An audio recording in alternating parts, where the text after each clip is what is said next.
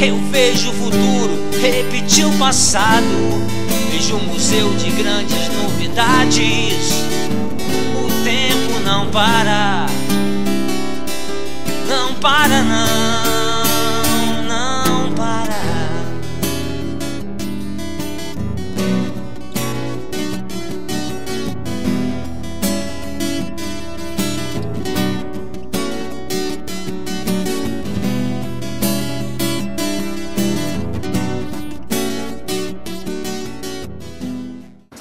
No nosso mundo pós-moderno, na nossa sociedade atual, o tempo virou precioso demais.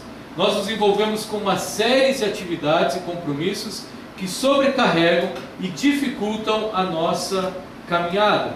O tempo ficou precioso. Você ter tempo para fazer alguma coisa ficou bom demais quando você tem 15 minutos antes de você dormir para poder ler um trecho de um livro ou para poder assistir um programa que você tanto gosta. Nós vivemos em uma tirania da urgência. Nós vivemos em uma tirania onde as coisas precisam acontecer o mais rápido possível. O exemplo disso, há 10 anos atrás, um pouco mais, há 10 anos atrás, quando nós descobrimos a internet, nós vimos a velocidade que a internet trabalhava. Conseguimos ver uma biblioteca de Harvard de uma forma muito rápida, ou nós conseguimos mandar um e-mail de uma forma mais rápida ainda, conversar com uma pessoa. Hoje, nós não temos paciência de esperar 4 segundos para abrir um arquivo. O tempo, nós vivemos nessa tirania da urgência, onde as coisas têm que acontecer muito rápido. E os prazos para todas essas coisas são curtos. Quem trabalha com prazo, a gente sabe o quanto é curto você ter prazo para entregar e quanto é importante você ter tempo para poder trabalhar em alguma coisa. Então essa tirania nos faz perder tempo. Domingo passado eu usei essa frase do Chesterton e durante a semana nós divulgamos em nossa página do Facebook. Uma das grandes desvantagens de termos pressa é o tempo que nos faz perder. A tirania da urgência faz a gente perder tempo.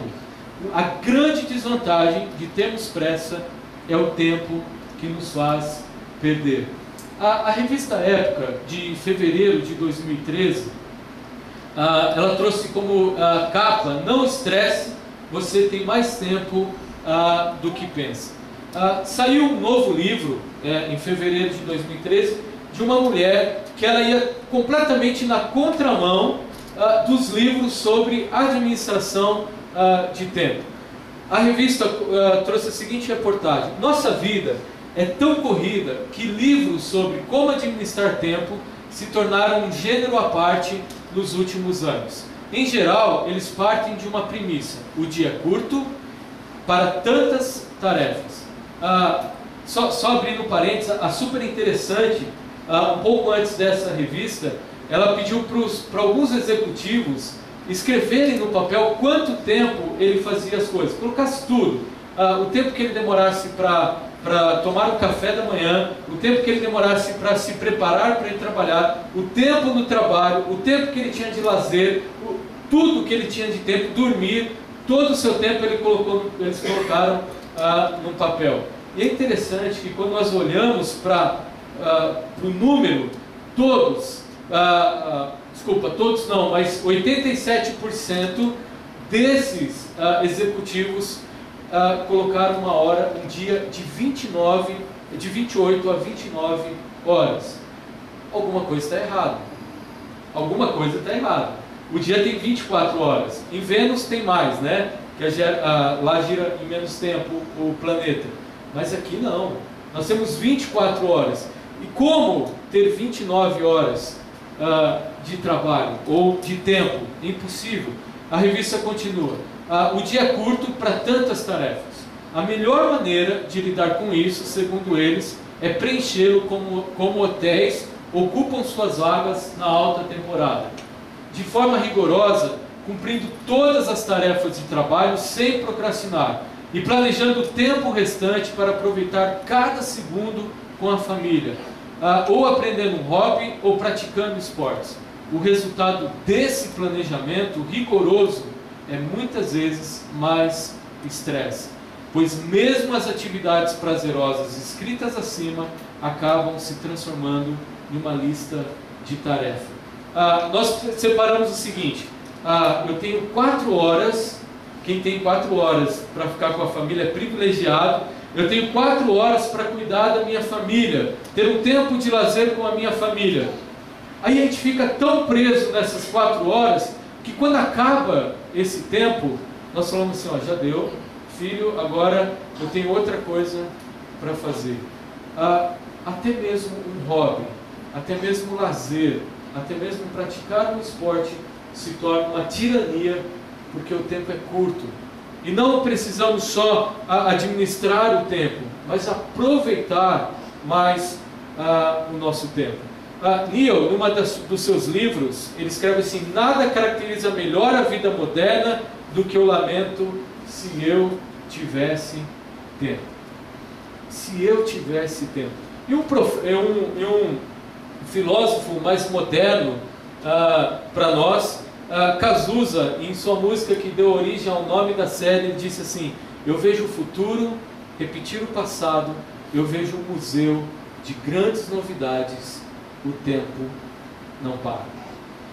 Tanto Neil quanto Cazuza, eles olham para o tempo e falam assim: como era bom se nós tivéssemos mais tempo. Cazuza ainda diz que ele vê somente um futuro que repete o passado, porque o tempo não para, o tempo está cada vez mais acelerado. Diante disso, tanto de tudo que a gente falou, a nossa percepção de tempo nos aflige de uma forma tão intensa que acabamos sofrendo, perdemos tempo e não vemos a vida passar. Quando isso ocorre, a nossa percepção do tempo diminui, e quando nós estamos sofrendo por causa da falta de tempo, nós não encontramos forças para recomeçar, não temos paciência de esperar, não temos espaço para recarregar e muito menos oportunidade para nós mudarmos. A nossa série não tem como objetivo falar sobre administração de tempo. Eu não quero aqui ficar os 4 domingos falando como nós devemos administrar o nosso tempo, mas sim nós olharmos para alguns princípios bíblicos, algumas histórias bíblicas, e através dessas histórias nós redefinimos algumas prioridades em nossas vidas. Redefinimos algumas prioridades que nós temos. É possível, sem ficarmos fazendo uma regra sobre tempo, conseguir sim um momento para recomeçar, um tempo para esperar, um tempo para recarregar e um tempo para mudar.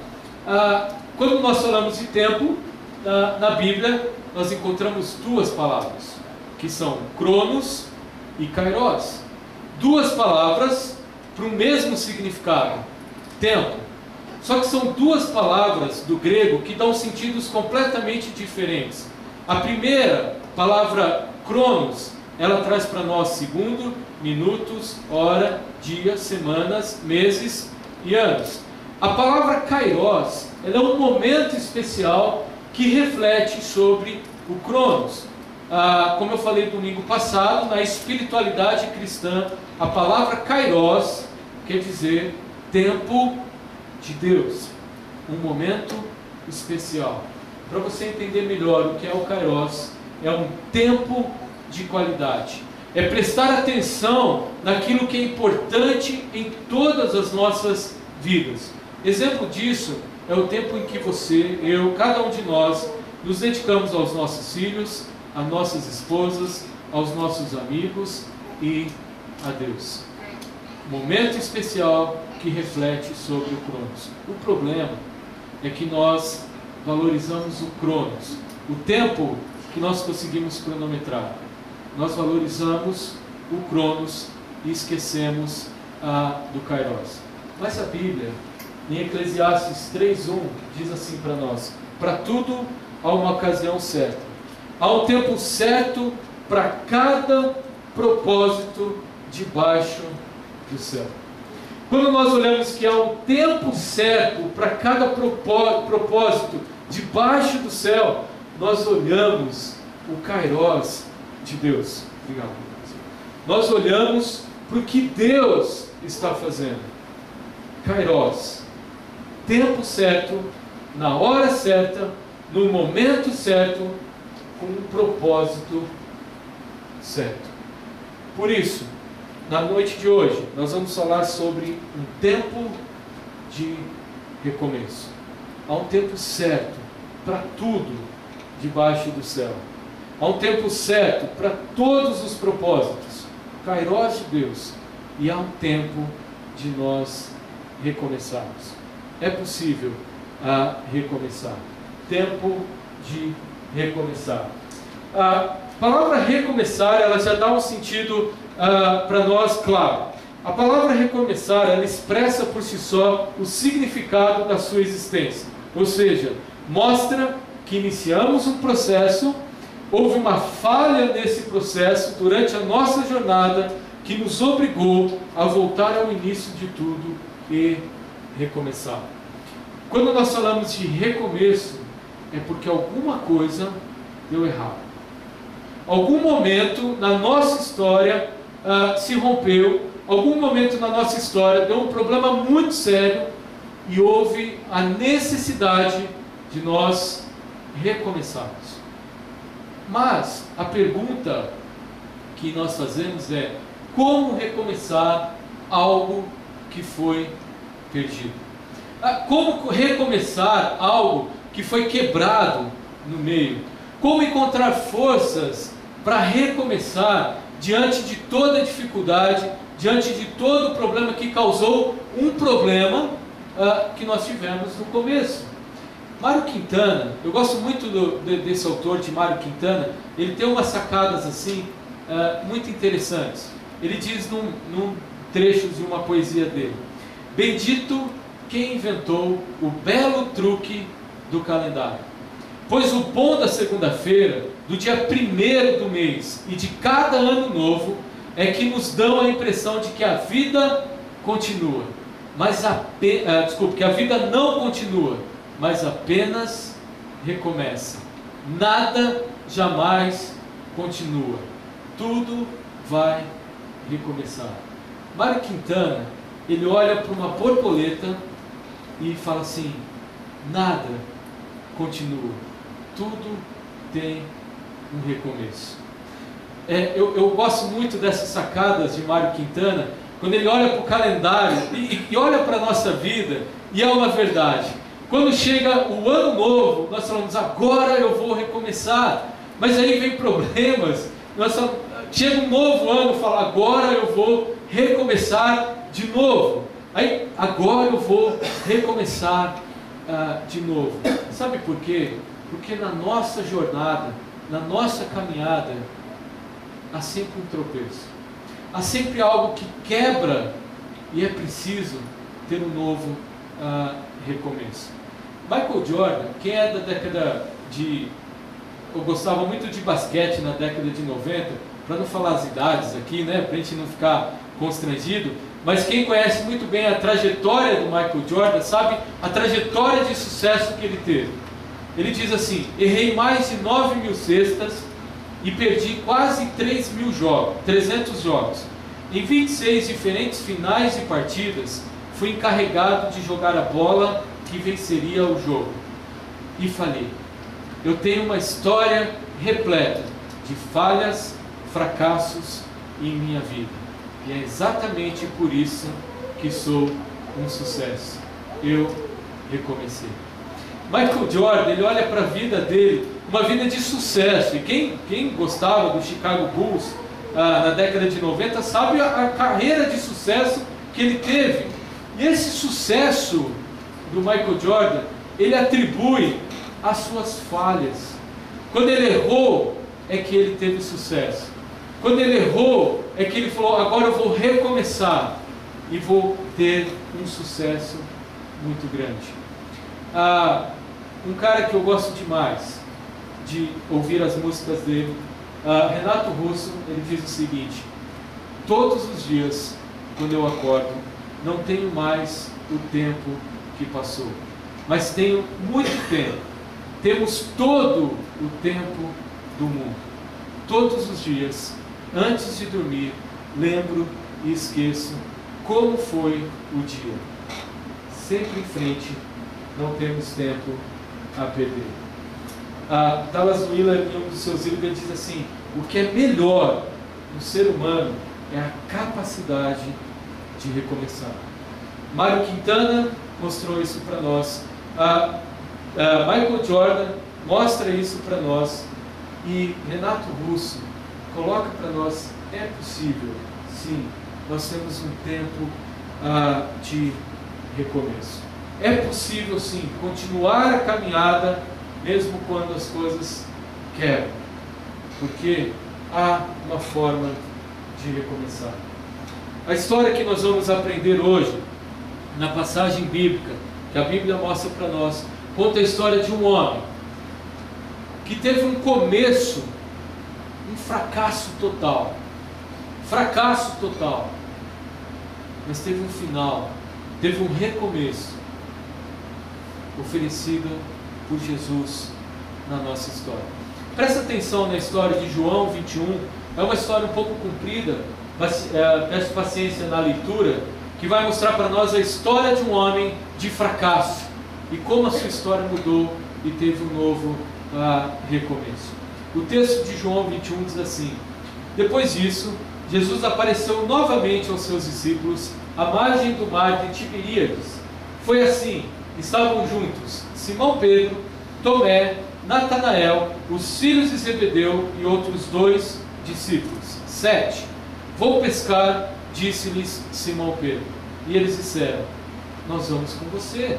Eles foram, entraram no barco, mas naquela noite não pegaram nada.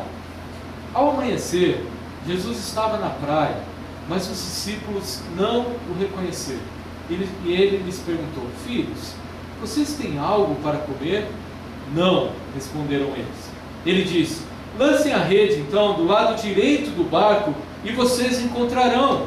Eles lançaram e não conseguiam recolher a rede, tal era a quantidade de peixes. O discípulo a quem Jesus amava disse a Pedro: é o Senhor. Simão Pedro, ouvindo-os dizer isso, vestiu a capa, pois o havia tirado, e lançou-se ao mar. Os outros discípulos vieram no barco, arrastando a rede cheia de peixes, pois estavam apenas a cerca de 90 metros da praia. Quando desembarcaram, viram ali uma fogueira, peixe sobre brasas e um pouco de pão. Disse-lhe Jesus: tragam algum dos peixes que acabaram de pescar. Simão Pedro entrou no barco e arrastou a rede para a praia. Ela estava cheia, tinha 153 grandes peixes. Embora houvesse tantos peixes, a rede não se rompeu. Jesus lhe disse: venham comer. Nenhum dos discípulos tinha coragem de perguntar: quem és tu? Pois sabiam que ele era Jesus, o Senhor. Jesus se aproximou, tomou o pão e deu a eles, fazendo o mesmo com o peixe. Essa foi a terceira vez que Jesus apareceu aos seus discípulos, depois que ressuscitou dos mortos. A segunda parte da história, nós vemos a primeira parte de fracasso e agora vem a segunda parte. Depois de comerem, Jesus perguntou a Simão Pedro: Simão, filho de João, você me ama realmente mais do que esses? Disse ele: sim, Senhor, tu sabes que eu te amo. Disse Jesus: cuide dos meus cordeiros. Novamente Jesus disse: Simão, filho de João, você realmente me ama? Ele respondeu: sim, Senhor, tu sabes que eu te amo. Disse Jesus: pastorei as minhas ovelhas. Pela terceira vez ele lhe disse: Simão, filho de João, você me ama? Pedro ficou magoado por Jesus lhe ter perguntado pela terceira vez: você me ama? ele disse: Senhor, tu sabes todas as coisas e sabes que eu te amo. Disse-lhe Jesus: cuide das minhas ovelhas. Digo-lhe a verdade, quando você era mais jovem, vestia-se e ia para onde queria, mas quando for velho, estenderá a mão e outro o vestirá e o levará para onde não deseja ir. Jesus disse isso para indicar o tipo de morte com a qual Pedro iria glorificar a Deus. Então lhe disse: siga. Essa história de Pedro mostra para nós um momento muito especial na história do próprio Jesus. Jesus, ele tinha acabado de morrer. Na sua morte havia uma grande multidão atrás dele, seguindo Jesus, adorando esse mestre que fazia grandes milagres. Mas depois da sua morte, essa multidão se dissipou. Sobraram os discípulos. Jesus não fica morto. A Bíblia conta para nós que depois de 3 dias ele ressuscita. Ele aparece para Maria Madalena, aparece para um outro grupo de mulheres, aparece para os discípulos, inclusive para Pedro, que está aqui nessa história. E agora é a 3ª vez que ele aparece, que nós vemos a sua aparição na Bíblia. Essa história de Pedro conta para nós uma história de fracasso em seu começo. Um começo de fracasso. O texto falou assim: vou pescar, disse-lhe Simão Pedro, e disseram: nós vamos com você. Sabe por quê? Porque Pedro era um líder. Pedro era aquele que falava: vamos fazer isso, todo mundo ia atrás dele. Pô, esse cara é líder, esse cara é bom, vale a pena segui-lo. Então todos: já que você vai, Pedro, eu vou pescar também, vamos todos nós. Mas naquela noite não pegaram nada. Deixa eu contar algo para vocês. Pedro era pescador de profissão. Quando Jesus chama Pedro para ser seu amigo, ele estava num barco pescando. Jesus diz: vem, segue-me. Ele larga tudo e volta e segue Jesus. Como um pescador de profissão. E se você conhece a história do judeu, quem pratica uma profissão, ele é muito bom no que faz. Até que Jesus fazia cadeiras espetaculares, porque ele era um bom carpinteiro. Pedro era um excelente pescador. Então como não conseguiram pegar nada? Sabe por quê? Nós vemos uma história de fracasso na vida de Pedro. Para nós entendermos bem esse texto de João 21, nós precisamos voltar um pouquinho na história de Pedro, entender a sua história de fracasso, para nós entendermos o final de sucesso que Jesus oferece para ele. A primeira história que eu separei de fracasso é quando Pedro está diante de Jesus, e Jesus aparece andando sobre o mar, e ele começa a andar no mar, e Pedro fala: eu quero andar como você anda. Pedro então segue Jesus e começa a andar no mar. Mas o texto diz assim: quando reparou no vento, ficou com medo e começou a afundar. Quando ele começa a afundar, ele grita: Senhor, salva-me. Quando ele diz isso, Jesus olha para ele e fala: homem de pequena fé. Jesus dá a mão para ele e o levanta e o salva. Pedro era considerado um homem forte, que ia seguir Jesus. No primeiro problema que ele teve, ele ficou com medo e afundou no mar. Se não fosse por Cristo, ele estaria no fundo do mar. A segunda história de Pedro é que ele nega Jesus por 3 vezes. Ele nega Jesus 3 vezes. Jesus fala assim para ele: quem vocês falam que eu sou? Ele diz: não, tu és. Algum fala que é profeta, outro fala que é um outro personagem bíblico, outro fala que é você, mas nós falamos: tu és Cristo, o Filho do Deus vivo. Quando Pedro diz isso, ele fala assim: você é Deus, você é Cristo, aquele Messias que ia salvar toda a humanidade. Aí Jesus fala para ele: correto, Pedro, você está certíssimo, Pedro. Você, Pedro, vai ser o líder da minha igreja. Você, Pedro, vai ser aquele cara que todos vão olhar e falar: você é o líder principal da nossa igreja. Quando nós olhamos para Atos, nós vemos Pedro sendo esse grande líder, aquele que ia seguir, aquele que as pessoas olhavam e falavam: nossa, esse cara é muito bom. Sobre a exclamação de Pedro: tu és Cristo, é que a igreja de Deus ia se firmar. Sobre a exclamação de Pedro, desse líder da igreja, ao dizer: tu é Cristo, o Filho do Deus vivo, a igreja ia se firmar. Sobre essa rocha, a igreja estaria firmada, sobre Cristo. Mas Pedro, você é o grande líder. Logo depois disso, Jesus é preso, os discípulos fogem, e diante de uma fogueira, parado, olhando Jesus sendo espancado, olhando para Jesus sofrendo, as pessoas olham para Pedro e dizem: Pedro, não é você que seguia esse cara que está apanhando ali? Por 3 vezes ele nega Jesus, e ao acabar de negar Jesus, Jesus olha para Pedro, e o texto diz assim: então Pedro se lembrou da palavra de Jesus que lhe tinha dito: antes que 2 vezes o galo cante, você me negará 3 vezes. Se pôs a chorar. Sabe quem mudou? Pedro chamava Simão. Sabe quem mudou o nome dele para Pedro? Foi Jesus. E ele nega Jesus por 3 vezes. A sua reação é uma reação de fracasso, choro, por causa da sua decisão errada. O terceiro ponto na nossa história, aí nós vemos no texto que nós lemos, é primeiro a decepção, que ele volta a pescar. Cadê esse Jesus que ia salvar toda a humanidade? Já que nada deu certo, vamos pescar. Fracasso, por não ser o líder que a igreja precisava, ele fala: então quem sabe eu vou ser um bom pescador. Mas na história que nós lemos, ele não pega nada como pescador.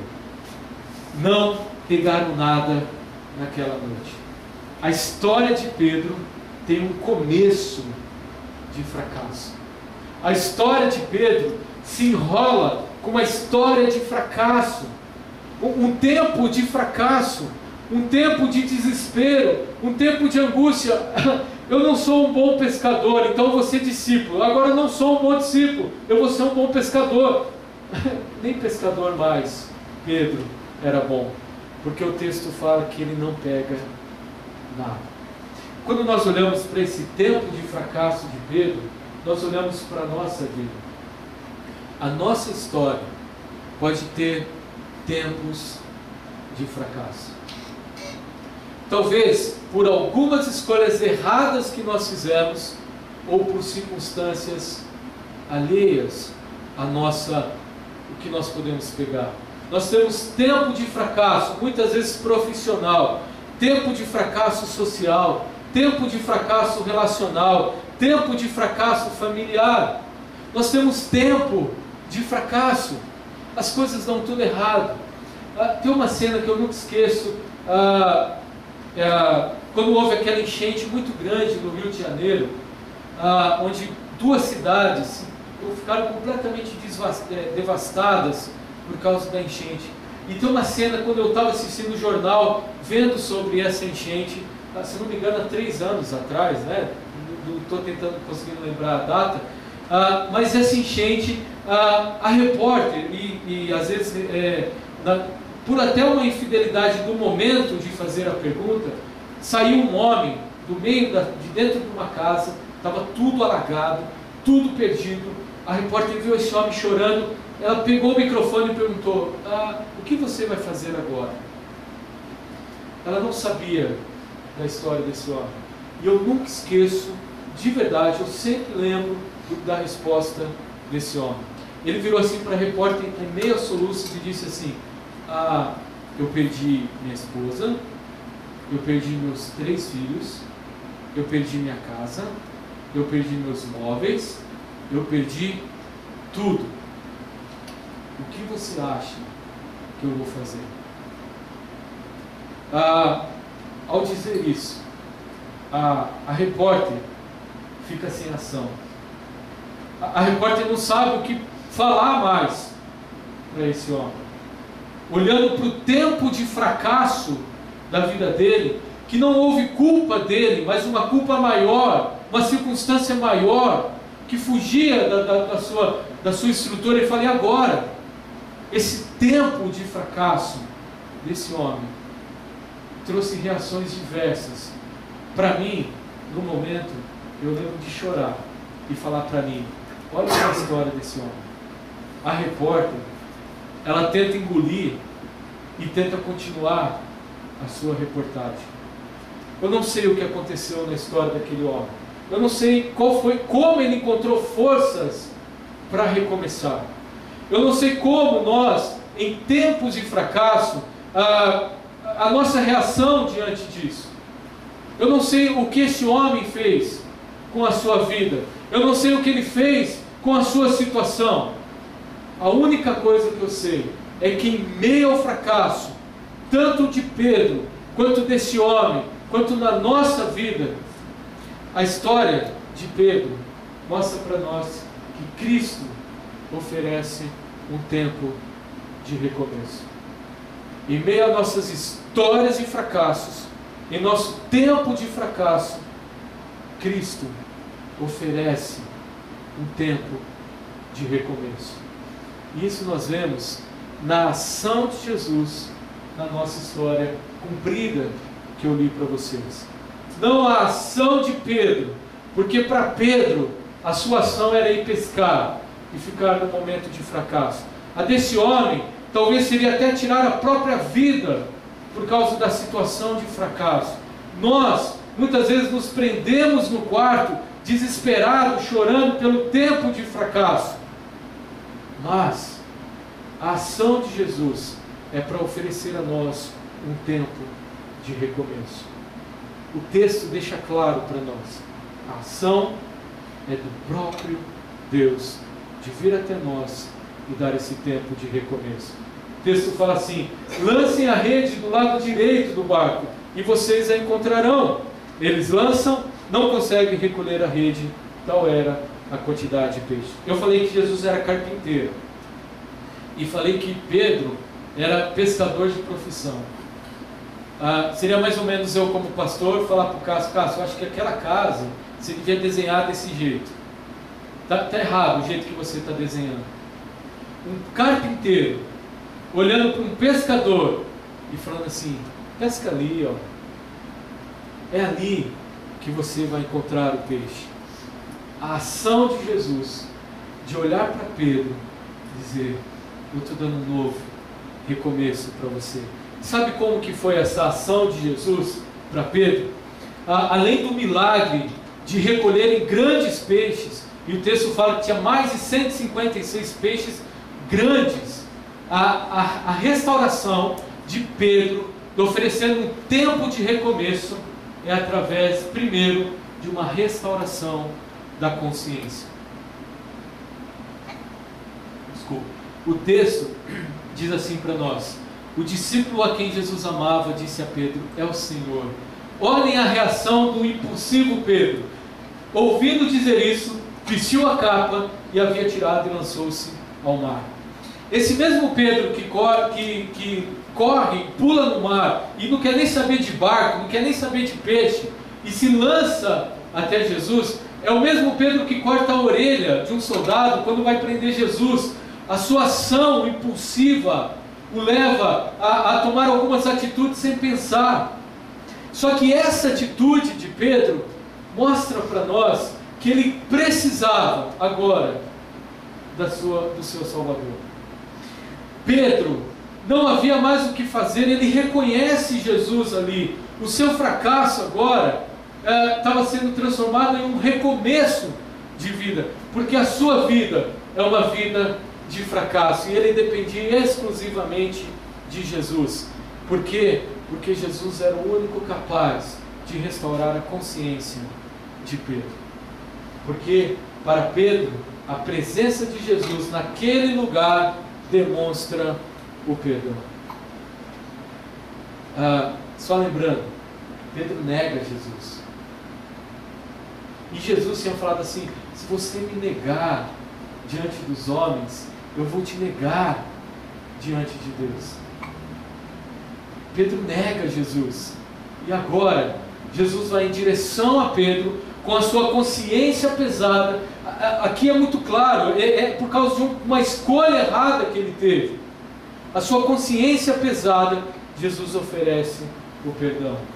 Mesmo reprovado em suas ações, Jesus o aprova como discípulo. Mesmo reprovado com o que ele sabia fazer de melhor, Jesus o aprova como discípulo. Por isso o texto diz para nós que ele não pôde esperar pelos seus companheiros para estar aos pés de Jesus. A restauração da consciência de Pedro vem no momento em que Jesus faz um grande milagre na vida dele, oferece mais de 100 peixes para uma pesca maravilhosa, e peixes grandes. Essa restauração, Pedro olha e fala: eu preciso desse Jesus. Não há o que fazer. Não há mais o que fazer. A nossa consciência pesada. Existem algumas situações tão graves na nossa vida, ou por momentos, por escolhas erradas nossas, ou por circunstâncias alheias, que nos sentimos completamente culpados e incapazes de recomeçar. Nós fizemos escolhas erradas e nos sentimos completamente incapazes de recomeçar. Em Gênesis, nós temos a história de Adão e Eva. E Adão e Eva fazem uma escolha errada. Eles preferem comer do fruto, preferem uma autossuficiência, a autoconfiança de que não precisariam mais do cuidado de Deus. E isso, essa escolha errada, trouxe grandes consequências. Uma ruptura com Deus, um afastamento de Deus completo. Só que o texto de Gênesis e o texto de João 21 mostra para nós a ação de Deus vindo até cada um de nós e oferecendo um meio de reconexão. A ação de Jesus até nós. Existem situações tão graves que a nossa consciência diz: jamais Deus vai olhar para mim. Jamais Deus vai olhar para uma pessoa tão mal como eu. Jamais Deus vai olhar para a minha vida e falar: não, eu te perdoo. Não dá. A minha consciência é pesada. Philip Yancey, ele diz, eu sempre repito essa frase: não há nada que você possa fazer para que Deus chame mais ou menos. Ele simplesmente te ama. Consciência, restauração da consciência. Um pecador é bem-vindo a Jesus, não importando quão grandes são ou quantas tenham sido os seus erros. Não importa. É bem-vindo a Jesus. Ao restaurar a nossa consciência, Jesus se move para retirar qualquer culpa. O que está na sua mente? Qual é a culpa que está agora na sua mente? O que você fez de errado, que a sua mente fica te acusando o tempo todo? Se eu tivesse tempo para voltar atrás. Se eu tivesse tempo para mudar essa história. Que culpa nós temos na história? Jesus retira completamente a culpa de Pedro e oferece uma restauração da consciência. E a última restauração de Pedro que nós vemos: se a consciência fica nos acusando, Jesus agora precisa olhar para a raiz do problema. E ele faz a restauração do coração de Pedro. Depois de comerem, Jesus pergunta a Simão Pedro. Uma coisa me chamou muita atenção quando eu olho para essa pergunta, para esse comecinho antes da pergunta. Jesus olha para Simão Pedro. Uma coisa me chamou a atenção: se Jesus mudou o nome de Simão, que era o nome de Pedro, antes de ser discípulo de Jesus, para Pedro, a rocha, e foi por isso que eu escolhi o nome do meu filho de Pedro, que é a rocha, porque Jesus estava um cara firme, um cara de pulso, né? Bem da característica de Pedro. Por que Jesus então o chama de Simão? Primeiro, porque Jesus quer lembrar Simão, quer lembrar Pedro que ele é fraco. Jesus quer lembrar Simão de que com as suas forças ele vai continuar sendo Simão. Deixa eu voltar um pouquinho só na história. Quando Jesus fala assim, o Filho do Homem vai sofrer, o Filho do Homem vai ser açoitado e todos os meus discípulos vão me abandonar. Pedro fala assim, eu te abandonar? Jesus, nunca. Mateus 26, ainda que todos te abandonem, eu nunca te abandonarei. O que acontece logo em seguida? Pedro, eu gosto da fala de Jesus. Pedro, você não tem ideia do que você está falando. Pedro, deixa eu só falar uma coisa para você. Só uma coisa. Sai, Satanás. É interessante a resposta de Jesus. Eu nunca vou te abandonar, Pedro. Você não tem ideia do que está acontecendo. Daqui um tempinho mais, você vai me negar 3 vezes. Daqui um tempinho mais, você vai voltar a pescar. Então, como nunca você vai me abandonar? Sabe por quê, Pedro? Porque nós, seres humanos, e você, Pedro, é fraco. Eu não estou falando que nós somos miseráveis. Às vezes nós temos uma espiritualidade que nos coloca no chão, nos coloca no lixo. Não, o ser humano não presta. Não é isso que Jesus está falando para Pedro. Jesus está falando, Pedro, enquanto você for Simão, aquele velho homem que se achava o melhor de todos, o autossuficiente, você só vai ter uma vida de fracasso. Tanto é que a segunda razão de Jesus chamar Pedro de Simão é para lembrá-lo de suas fraquezas e para saber se ele estava disposto a ser Pedro, a rocha, não pelas suas forças, e sim mediante a firmeza que somente Cristo pode dar. Nessa restauração de Pedro se firmar, fica claro nas 3 perguntas que Jesus faz a Pedro. Simão, filho de João, agora Jesus dá até o parentesco dele. Você me ama? Jesus, nós lemos no texto, ele pergunta 3 vezes. Simão, filho de João, você me ama? Pedro fala, Senhor, tu sabes que eu te amo. Jesus fala, eu sei. Simão, filho de João, você me ama? Eu sei. Senhor, tu sabes que eu te amo. Jesus faz uma pergunta para Pedro. Ele fala assim, Simão, você me ama mais do que esses? Você me ama mais do que os outros 6 discípulos que estão ali em volta? Ele fala, tu sabes que eu te amo. Na terceira pergunta de Jesus a Pedro, o texto fala que Pedro ficou completamente triste, porque Jesus havia perguntado 3 vezes, Simão, filho de João, você me ama? A resposta de Pedro não é mais a resposta daquele, eu nunca te abandonarei, Senhor. Não, é uma resposta diferente. Ele diz assim, Senhor, tu sabes todas as coisas e sabe que eu te amo. Senhor, tu sabes todas. Eu não. A Teresa de Ávila, em uma de suas frases, ela dizia assim, Senhor, eu não te amo e não desejo te amar, mas eu quero te amar. Sabe o que está por trás dessa resposta de Pedro e da frase de Teresa de Ávila? É o seguinte, Senhor, eu, com as minhas forças, não consigo te amar. Senhor, tu sabes todas as coisas.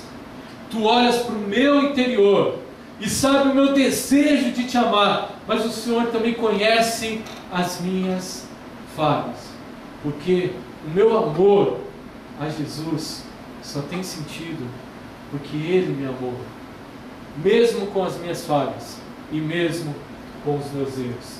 Pedro já não depende mais da confiança que tem em si, mesmo em si mesmo. Fora de Cristo ele não pode.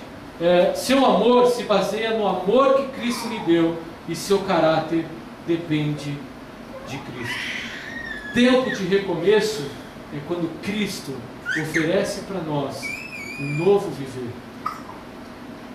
Quando nós estávamos fartos, longe de Deus, por causa da nossa autoconfiança, como Pedro estava, Deus olha para cada um de nós com um olhar de amor, com um olhar de restauração, e oferece um meio para uma nova vida, para um novo viver, para um novo caminhar.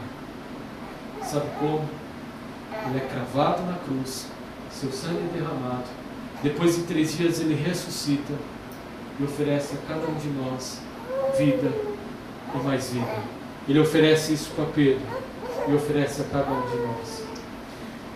Quando estamos longe de Deus, quando só há o caos e um tempo de desespero a cada um de nós, nós temos a palavra de Jeremias 29, 11 e 14. Sei o que estou fazendo, já planejei tudo. O plano agora é cuidar de vocês. Não os abandonarei. Meu plano é dar a vocês o futuro pelo qual anseiam, o kairós de Deus, o tempo de Deus, um tempo de recomeço. Quando vocês me chamarem, quando orarem a mim, eu ouvirei, e quando me buscarem, me encontrarão. Sim, quando me buscarem de todo o coração, e em primeiro lugar, dou a vocês a certeza de que não vão se decepcionar. Esse é o Deus que está falando essa noite para nós. Recomece. Não importa o teu passado, não importa os teus erros, não importa o que você fez ou o que você deixou de fazer, tanto para Pedro quanto para nós, a história diz: eu me importo com você. Recomece. Como diz o filósofo, recomece. Levante a sua cabeça e comece a andar. Levante. Sabe por quê? Quem te faz levantar é Jesus. Ele oferece um meio de conexão. Ele oferece um novo recomeço para cada um de nós. Sabe como termina a história de Pedro? Jesus dizendo para ele como ele ia morrer. É interessante. Tempo de recomeço. E a história termina com: olha, Pedro, você vai morrer assim. Na tradição fala que Pedro foi morto igualzinho Jesus, crucificado numa cruz. Só que quando iam levantar a cruz, ele fala: não, igual Jesus não, me coloque de ponta cabeça. Quando Jesus fala: vão te vestir, Pedro, você vai andar onde não queriam, é porque ele ia morrer. Sabe por quem? Por aquele que ele negou 3 vezes. Porque por Pedro ele continuaria negando, mas Jesus muda a vida de Pedro e dá força para você recomeçar, dá força para você continuar. A história termina: vem e segue. O que Jesus está falando para nós: vem, eu te dou um recomeço, eu te dou uma nova chance, segue-me, está aqui. Quer esse recomeço? Eu ofereço a você. Dá uma olhada nesse vídeo para a gente terminar o nosso estudo, e vai mostrar para nós como é possível recomeçar quando tudo está perdido. É um testemunho de um casal que conta a história.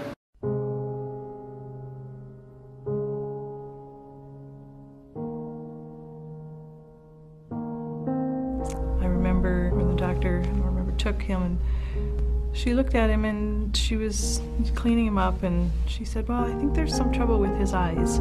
And I knew immediately that he was blind. And they did discover that he had a cleft palate, and they did all kinds of other tests to check in his heart, his liver, lungs, and things like that.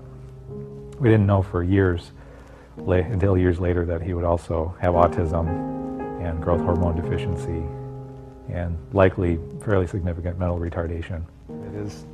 Sometimes it's really hard when he can't communicate, and to this day when we get up in the morning, we have to feed him, we have to clothe him, get him on the toilet, get him on the school bus. He's been through 13 surgeries, and each one of them been a little bit different. And each one of them, we fear, is this going to take a piece of him away from us? And thanks be to God, it hasn't. This is how God gripped us. This is how God was merciful to us. He has given us something very, very precious through our son. Our son is a gift. And it was because he gave us this little boy who is so different from every little boy I've ever met. I've never met a boy like Paul. That he has done the work in my heart, your heart, and so many other people's hearts, that I want to tell that story. This was grace. This was grace.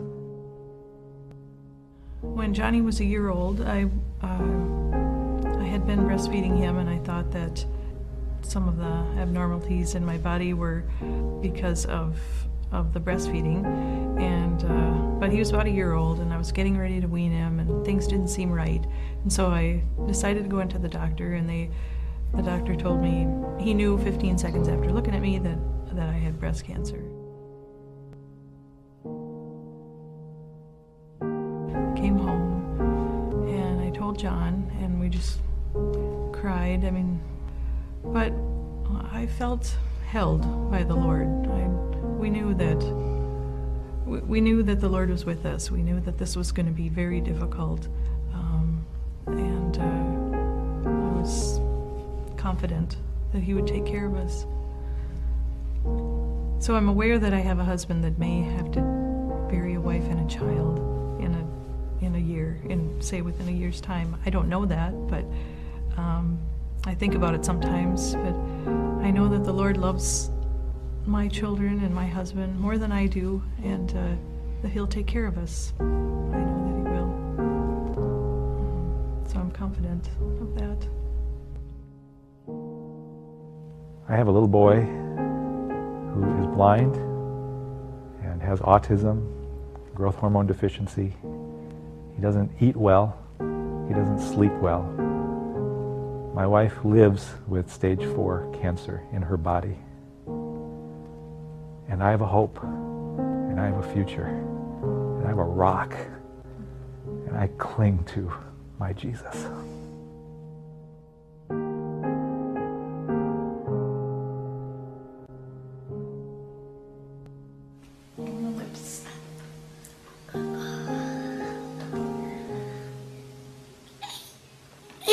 Mama, I sing Jesus loves the little children. Jesus loves the little children. Can you sing it? All the children of the world, red and yellow, black and white. Precious in His sight. Jesus loves the little children of the world.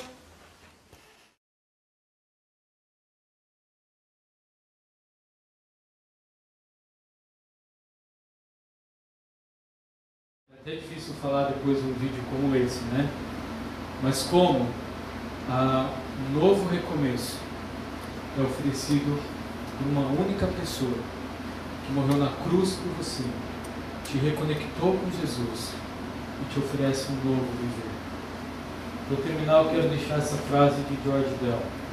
O campo tem que ser fragmentado, o ferro derretido, o pomar podado, o trigo joeirado, a correnteza aprisionada acima do moinho.